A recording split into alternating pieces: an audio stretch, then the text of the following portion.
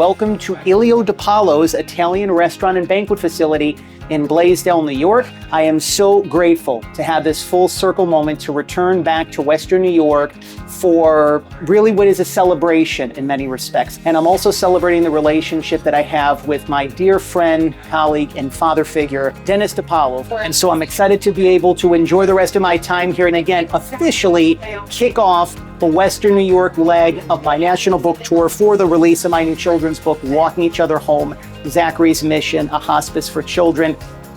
Coming up after the break, upstate author John Masiulionis. Buffalo native John Masiulionis is the author of the book entitled Walking Each Other Home, Zachary's Mission, a Hospice for Children. The story follows the journey of a brave 8-year-old boy who's given a terminal cancer diagnosis. In the story, it's shown to him that there's 4 earth angels that will help him and his family to raise the necessary funds for the children's hospice. The 4 earth angels are inspired by real-life people in my life, including Jane, the loving grandmother, and Dennis, the Italian restaurant owner. Of course, he bears a striking resemblance to the heart and soul of Ilio DiPaolo's Dennis DiPaolo. Ilio DiPaolo's restaurant has been a community staple since 1965, and owner Dennis DiPaolo has been there almost every step of the way. My father's always been the face, and he's still the icon of it in our house. But since 10 years old when he started, that we've been here sleeping in the booths and running around.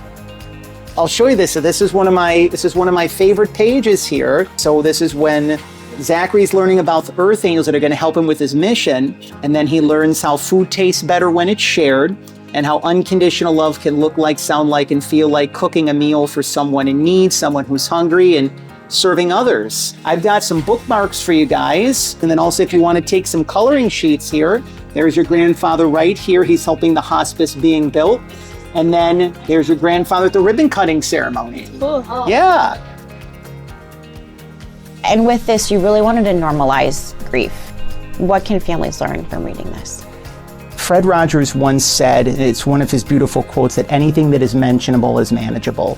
So when you can take the time to be able to express and communicate your emotions and your feelings, even if it's something very heavy like death and grief and loss, that it's okay, and that there's people that are moving through similar situations to yourself, and that most importantly, that there is support that is out there. I use the term earth angels, and many of us can really resonate with that, because especially if we're moving through a challenging season of our life, or the proverbial divine storm where anything and everything could potentially be going wrong, there's always people that will help to inspire you, to lift your spirits, and as I like to say in the story, to help walk you home.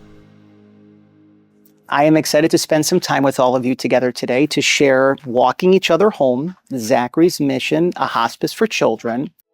We are here today at Barnes & Noble Clarence Mall in Western New York as the Walking Each Other Home National Book Tour continues crisscrossing the country, enjoying my stay back home in Western New York. Today, I am sharing a special story time, a live story time of Walking Each Other Home, Zachary's Mission, a Hospice for Children. Also here for a signing as well. I'm really excited to spend some quality time with old friends, new friends, neighbors, both young and old alike. Truly a memorable trolley stop with so many amazing people, because if it were not for the City of Good Neighbors, if it were not for Western New York, I would not be here fulfilling my mission and my purpose, helping grieving families here in Western New York, in San Diego, Southern California, across the country, and around the world. Poor Zachary has been feeling sick lately, so Dr. Robinson wanted to run some tests. Zachary's big sister, Kristen, is worried, so Zachary holds her hand. Zachary's mom pulls him close. Dad and I will be right here supporting you the whole time. Me too, adds Kristen. God, I hope you can hear me. I'm a little scared. Could you help me be brave? And could you please send strength to my parents? I don't like seeing them so sad. Thank you. Amen. Here are your 2 bookmarks. And then we will also have coloring sheets that will be also right up in front as well too.